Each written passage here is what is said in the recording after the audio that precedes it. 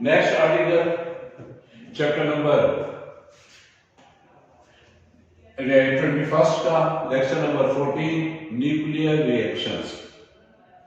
देखिए रेडिएटिविटी में हमने देखा था कि कोई भी एलिमेंट जब रेडिएशन अमिट करता है, जनरल इक्वेशन बनाई थी कि अगर ये कोई एक्स एलिमेंट है जिसका चार्ज जी और मास ए, इसने जब कोई रेडिएशन अमिट की अल्फा या बीटा या गामा, तो अब इसके नतीजे में एक नया पार्टिकल प्रोड्यूस हो जाता है जिसे हमने डॉटर न्यूक्लियाइड कहा था या डॉटर एटम, ओरिजिनल को पेरेंट बोला था।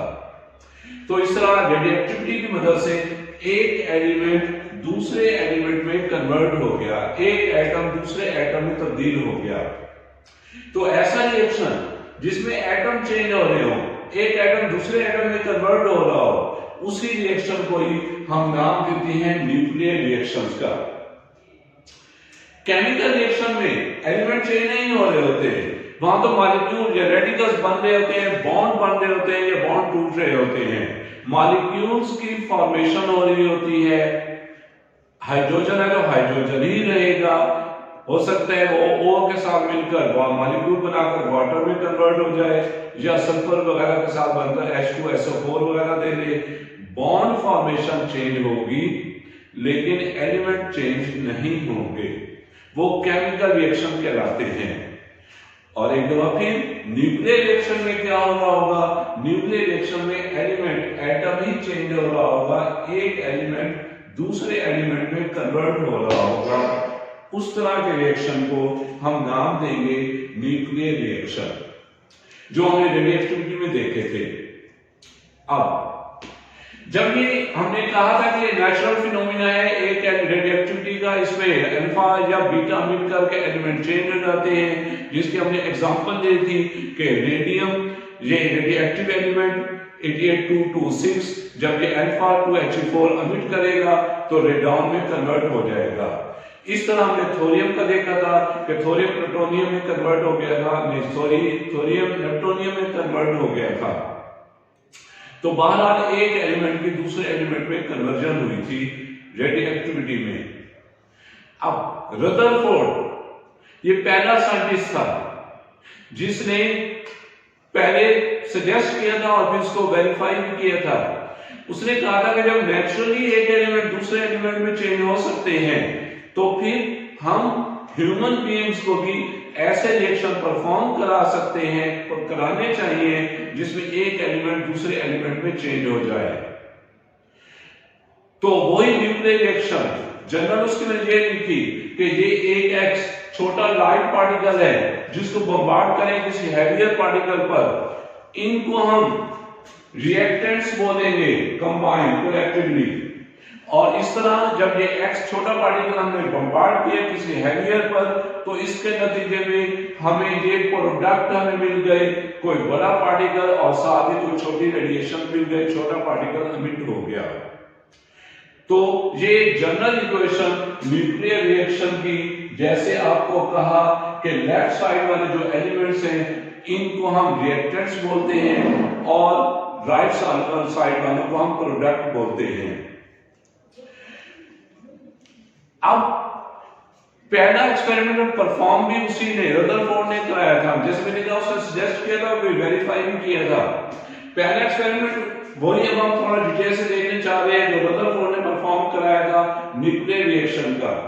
उसने क्या किया, जनरल आप लोगों को समझाने के लिए कि एक ट्यूब में उसने प्योर 100% नाइट्रोजन फिल कर दी, उसके सामने ये एक सपोज रेडियम ही रख दिया।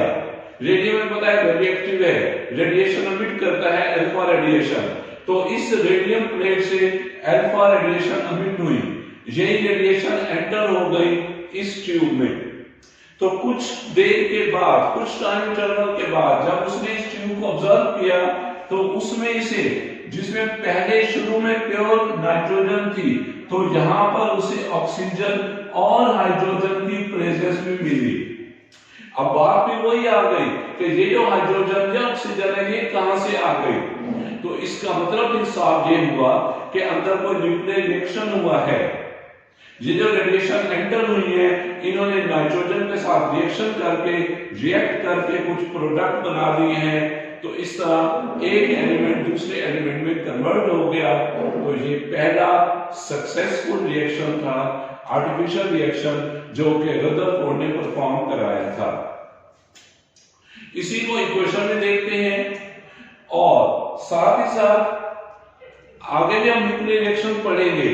तो ये जो न्यूक्लियर रिएक्शन है, इन रिएक्शन में सारे कंजर्वेशन लॉज ओबे रहेंगे। कौन कौन से? Law of conservation of nucleons के लेफ्ट साइड पर टोटल न्यूक्लियॉन्स जितने हैं, राइट साइड पर भी उतने ही। Law of conservation of charge, mass, energy वगैरह सारे लॉज लाजमी तौर पर कंजर्व रहने हैं इन न्यूक्लियर रिएक्शन में। अब जहां तक बात है लॉ ऑफ कंजर्वेशन ऑफ मास की, तो उसमें थोड़ा सा कंफ्यूजन, थोड़ा सा कॉम्प्लिकेशन। क्यों कॉम्प्लिकेशन? क्योंकि इन न्यूक्लियर रिएक्शन में ये इक्वेशन जरूर अप्लाई हो रही होती है, E=mc², के मास का कुछ हिस्सा एनर्जी में या एनर्जी का कुछ हिस्सा मास में कन्वर्ट होगा। तो अब हमें फिर law of conservation of mass और law of conservation of energy ये इकट्ठा हमें ऑब्जर्व करना पड़ेगा। अगर सिर्फ हम law of conservation of mass को देखेंगे तो हमें रिएक्टेंट और प्रोडक्ट के मासेस इक्वल नहीं मिलेंगे, फर्क मिल जाएगा। तो इसलिए हमें ये चेक करना होगा कि मास का जो फर्क आया है, ये फर्क कहां गया। तो एक्चुअली यही एनर्जी में कन्वर्ट हो जाता है। तो इन न्यूक्लियर रिएक्शन में law of conservation of mass और एनर्जी इस इक्वेशन की मदद से डील होंगे।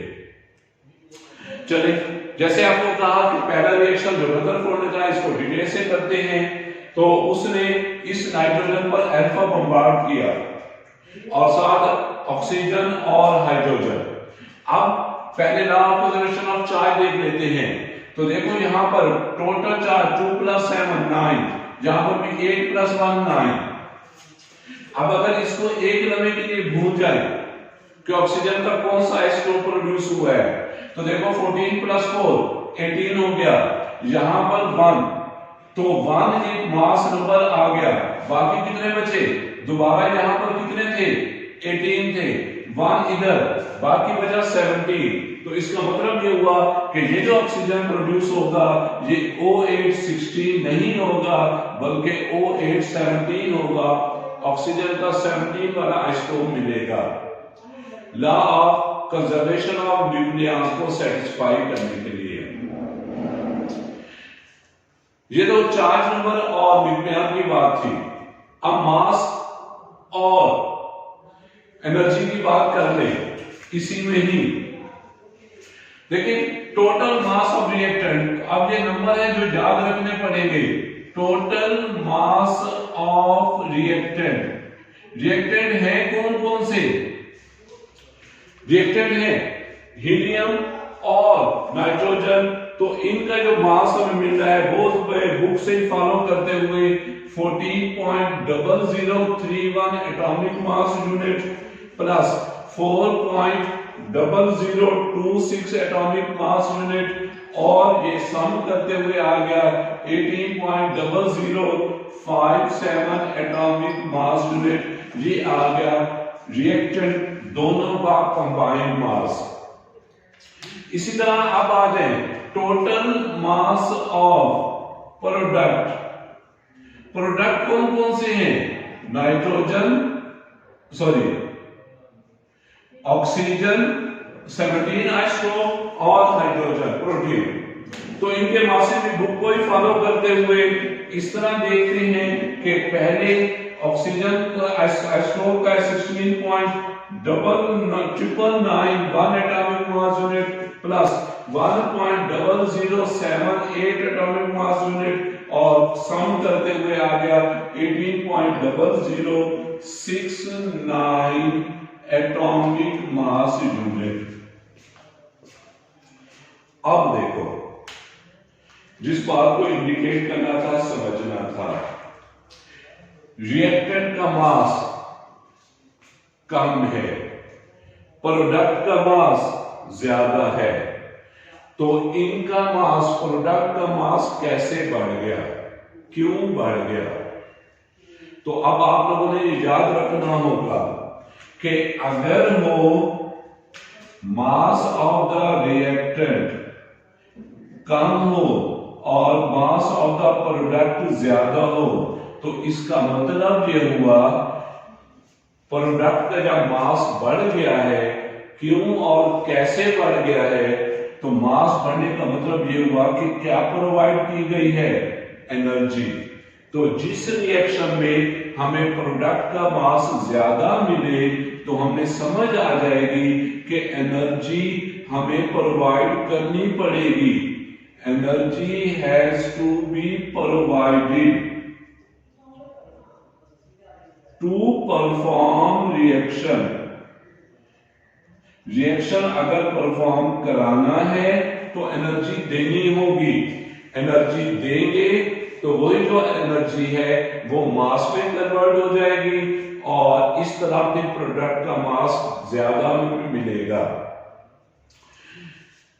अब एनर्जी की बात करते हैं, लेकिन पहले दूसरा केस भी इसका लिख लें कि अगर हम रिएक्शन इसी तरह चेक करते हुए, रिएक्शन लिखकर मास को कैलकुलेट करते हुए कि अगर मास ऑफ द रिएक्टेंट ज्यादा है, प्रोडक्ट का मास कम आ जाता है, जो प्रोडक्ट हमें हासिल हुए उनका मास हमें कम मिल रहा है, तो वो मास कहां गया?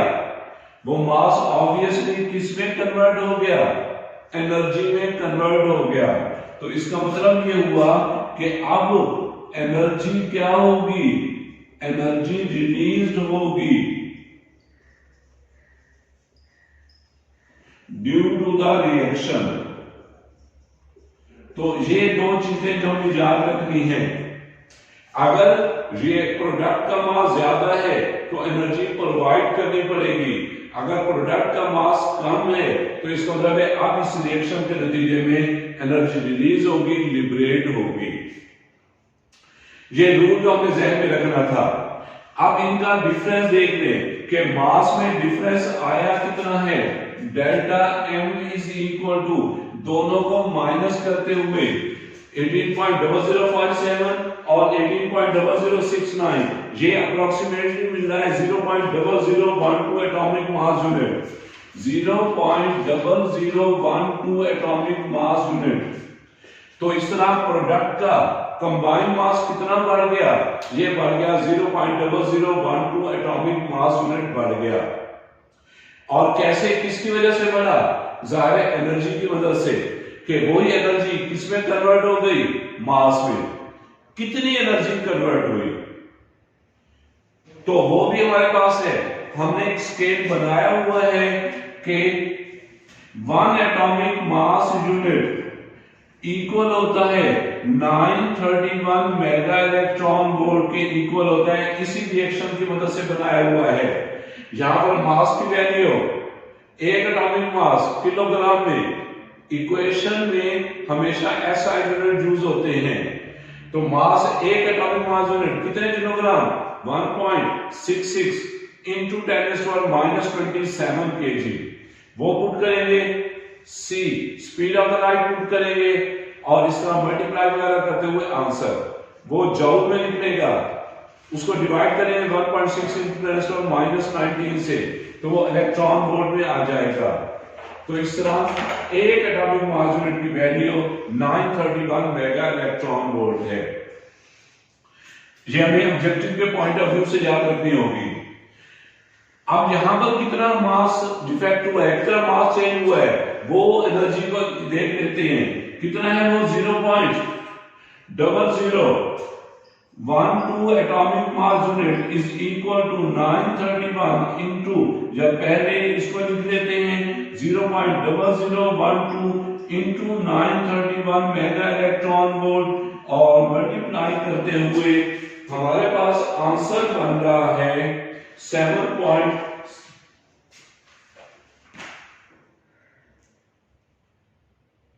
1.13 मेगा इलेक्ट्रॉन वोल्ट।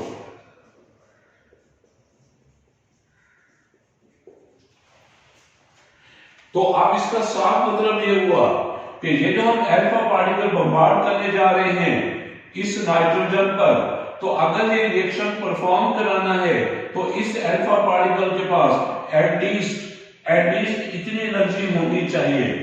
इतनी एनर्जी होगी तो रिएक्शन प्रोसीड होगा और ये ऑक्सीजन और हाइड्रोजन मिलेंगे। अगर ये इतनी एनर्जी नहीं होगी जिसने के मास में कन्वर्ट होना है तो ये रिएक्शन प्रोसीड नहीं हो सकता। तो इस तरह हमें पता चल जाता है कि इस रिएक्शन के लिए कितनी एनर्जी चाहिए या कितनी एनर्जी हमें मिलेगी। अब यही बात यहां पर अप्लाई करते हुए कि ये जो रेडियम से अल्फा पार्टिकल एमिट हो रहे होते हैं या उसने जो अल्फा पार्टिकल लिए थे शायद उसने ऑब्टेन कराए थे, अरे इन्होंने सोर्स नहीं लिखा, हाँ पोलोनियम से, उसने पोलोनियम का ये सोर्स यूज किया था PO।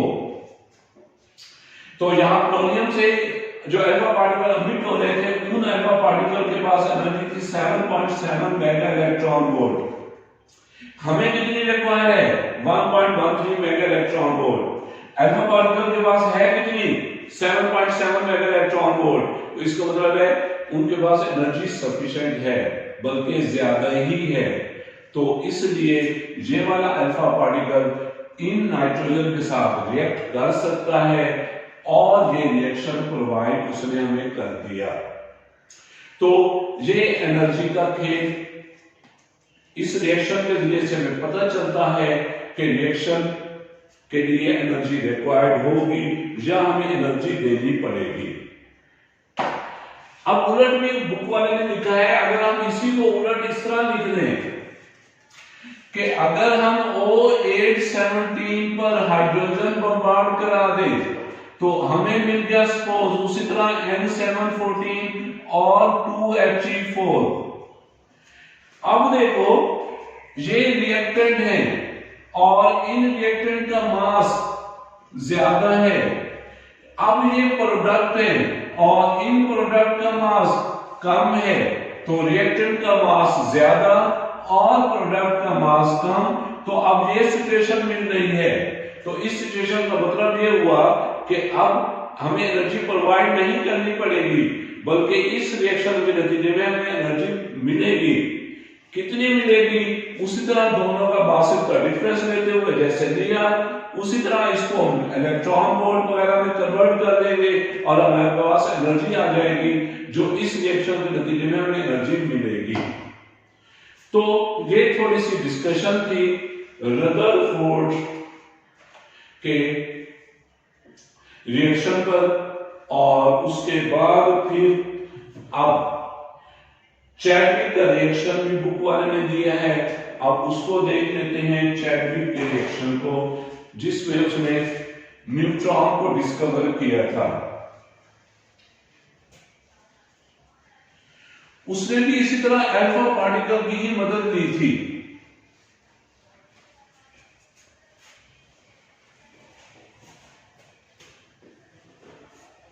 तो ये दो रिएक्शन जो हमारी बुक में, एक रदरफोर्ड का और दूसरा चैडविक का, उसको देखें। और उसने सोर्स लिया है अल्फा पार्टिकल के लिए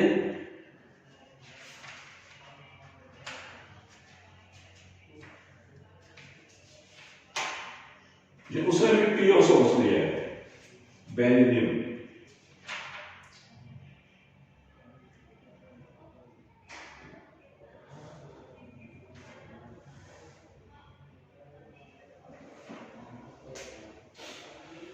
हाँ जी, पहले रफ तरीके से फिर बुक की मदद से आते हैं। उसी तरह ये एक ट्यूब, इस ट्यूब में बेरिलियम बी फिल करते हुए, और इसका फार्मूला हमारे पास Be49, ये इसमें फिल्ड है Be49। यहां पर उसी तरह ये एक पोलोनियम PO जो अल्फा एमिट करता है, ये जनाब अल्फा एमिट हो गए। पहले इसमें 100% बेरिलियम Be49 था। कुछ देर के बाद जब उसने ऑब्जर्व किया तो उसको इस ट्यूब में कार्बन की प्रेजेंस मिली। अब फिर वही बात कि ये कार्बन कहां से आ गया, तो इसका मतलब है अब भी यहां पर कोई रिएक्शन हुआ है जिसकी वजह से बेरिलियम कार्बन में कन्वर्ट हो गया है। तो अब पहले इसको रिएक्शन को लिखते हैं, फिर मजीद बात करते हैं कि अल्फा ये है जनाब अल्फा पार्टिकल 2He4 ये बम्बार्ड हुआ Be49 पर और इसके नतीजे में कार्बन C60 6 और 12 प्रोड्यूस हुआ। और अगली बात को देखते हैं। अब पहले 4 नंबर मास नंबर वगैरह देखते हैं, फिर नेक्स्ट हमें प्रोडक्ट मिल क्या रहा है उसको बाद में चेक करते हैं। तो देखो यहां पर 4 नंबर 2 और 4 टोटल कितने हो गए 6, इधर भी 6 ही है, तो इसका मतलब 4 नंबर तो यहीं पर ही सेटिस्फाई हो गया प्रोटॉन्स की तादाद। फिर आगे मास नंबर, तो यहां पर मास 4 और यहां पर मास 9, टोटल 13 हो गए, लेकिन यहां पर कार्बन का 12 है, तो इसका मतलब ये हुआ कि एक मास नंबर मिस है, प्रोटॉन पूरे हैं। तो एक ऐसा पार्टिकल मिस है जिस पर कोई चार्ज नहीं है, लेकिन वो मास पोजेस करता है, जिसकी वजह से एक मास नंबर में फर्क पड़ रहा है। तो चैडविक ने उसी को न्यूट्रॉन का नंबर दिया था और वही यहां पर लिखते हुए इक्वेशन सेटिस्फाई कराई थी 0 and 1। और ये न्यूट्रॉन जो डिस्कवर हुआ था इसको मजीद भी अभी देखते हैं। तो आप देखिए ना सिर्फ 4 नंबर सेटिस्फाई हो गए बल्कि मास नंबर भी सेटिस्फाई हो गए। अब यहां पर एम्बिग्युइटी ये है कि क्या वाकई न्यूट्रॉन एमिट हो रहा है या नहीं हो रहा, क्योंकि ये चार्जलेस पार्टिकल है। चार्जलेस होने की वजह से ना इसे इलेक्ट्रिक फील्ड डिटेक्ट कर सकती है ना मैग्नेटिक फील्ड डिटेक्ट कर सकती है। हो सकता है कि न्यूट्रॉन एमिट ही ना हुआ हो, क्योंकि इलेक्ट्रिक फील्ड भी इसको नहीं देख ऑब्जर्व कर सकती, मैग्नेटिक फील्ड भी नहीं कर सकती। हो सकता है कि C613 आइसोटोप प्रोड्यूस हुआ हो, तो जब C613 आइसोटोप प्रोड्यूस होगा तो अब 4 नंबर भी देखें 9 + 4 13 सेटिस्फाई हो रहे हैं। तो इसलिए इसकी एमिशन में थोड़ा सा डाउट। अब इसके एमिशन में डाउट को कैसे सेटिस्फाई करें, उसके लिए तरीका का, जैसे मैंने कहा ये न्यूट्रल पार्टिकल है, इलेक्ट्रिक फील्ड इसको डिटेक्ट नहीं कर सकती, मैग्नेटिक फील्ड भी डिटेक्ट नहीं कर सकती। हाँ, फ्लोरोसेंस स्क्रीन डिटेक्ट कर सकती है, लेकिन फ्लोरोसेंस स्क्रीन भी ये नहीं बताएगी कि क्या ये रेडिएशन है जैसे और इलेक्ट्रोमैग्नेटिक रेडिएशन है या कोई पार्टिकल है। जो और इलेक्ट्रोमैग्नेटिक रेडिएशन होती हैं जैसे अल्फा, जैसे एक्स-रे, गैमा रे वगैरह, उन पर भी कोई चार्ज नहीं होता। फ्लोरोसेंस स्क्रीन पर फॉल करेंगी तो वो भी चमक प्रोड्यूस करेगी। तो हो सकता है कि इस रिएक्शन की वजह से न्यूक्लियस एक्साइट कर गया हो, और जब वो डी एक्साइट होगा तो रेडिएशन एमिट करेगा और वो रेडिएशन फ्लोरोसेंट स्क्रीन पर जाकर चमक प्रोड्यूस करेगी, बिल्कुल उसी तरह जैसे न्यूट्रॉन भी फ्लोरोसेंट स्क्रीन पर जाकर चमक प्रोड्यूस करेगी। तो बात भी वही आ गई कि क्या वाकई न्यूट्रॉन प्रोड्यूस हुआ भी है या नहीं हुआ। तो इसके लिए जो उसने तरीका किया था अब वो समझ ले, सुन ले। इसमें उसने अप्लाई किया था चैप्टर नंबर 3 फर्स्ट ईयर में इलास्टिक रीजन पे जो केसेस थे वो यहां पर अप्लाई किया क्या उसने, उसको देखते हुए ये उसी तरह पीओ की शीट जो एमिट कर रही है अल्फा पार्टिकल, अब इसके आगे ये है बेरिलियम, इसने कोई एलिमेंट एमिट किया, कौन सा फिल वक्त हमें नहीं पता, मैं इसको एक्स का नाम दे देता हूं। फिर इसके आगे उसने एक और शीट रख दी थी पैराफिन की,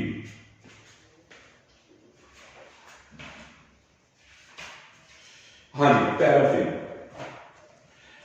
चलिए इनको लिखते भी चले जाएं, ये पीओ, ये बीई और ये पैराफिन। अब इस पैराफिन से उसने ऑब्जर्व किया कि पॉजिटिव चार्ज प्रोटियम एमिट हो रहा है।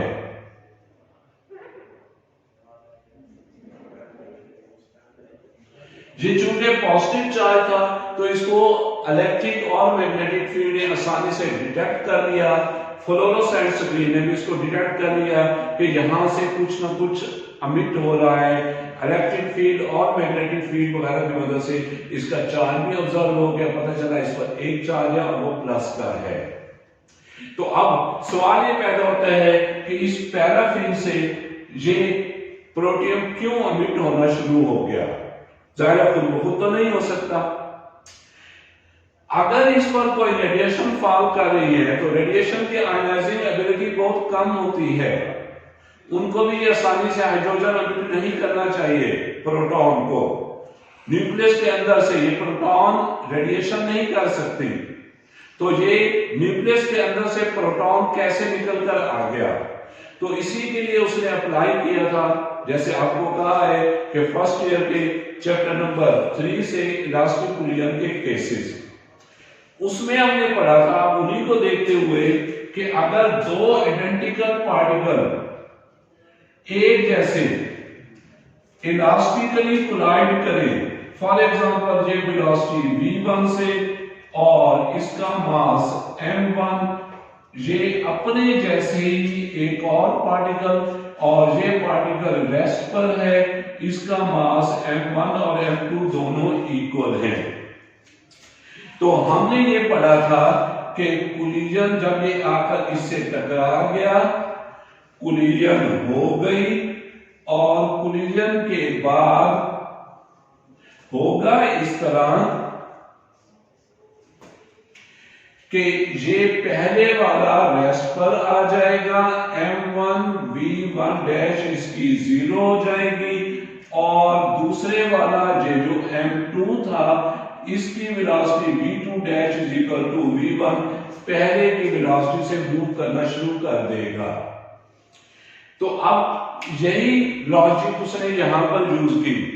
उसने कहा कि इधर कोई ऐसा पार्टिकल आके टकराया है जिसका मास प्रोटॉन के मास के तकरीबन बराबर है।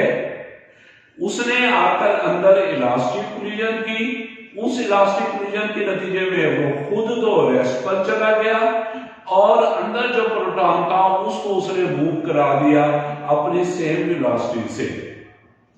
तो इस तरह भी उसने कहा कि इस रिएक्शन के नतीजे में एक ऐसा पार्टिकल प्रोड्यूस हो रहा है जो न्यूट्रल है, जो जिसको इलेक्ट्रिक और मैग्नेटिक फील्ड डिटेक्ट नहीं कर पा रही, उसका मास तकरीबन प्रोटॉन के मास के इक्वल है और उसी का उसने भी नाम रख दिया था न्यूट्रॉन। तो इस तरह इस रिएक्शन के नतीजे में न्यूट्रॉन प्रोड्यूस हो गया। ये था चैडविक का रिएक्शन जिसमें न्यूट्रॉन की डिस्कवरी हुई। ये आर्टिकल हमारा कंप्लीट हो गया, न्यूक्लियर रिएक्शंस। बाकी इंशाल्लाह फिर। अल्लाह हाफिज।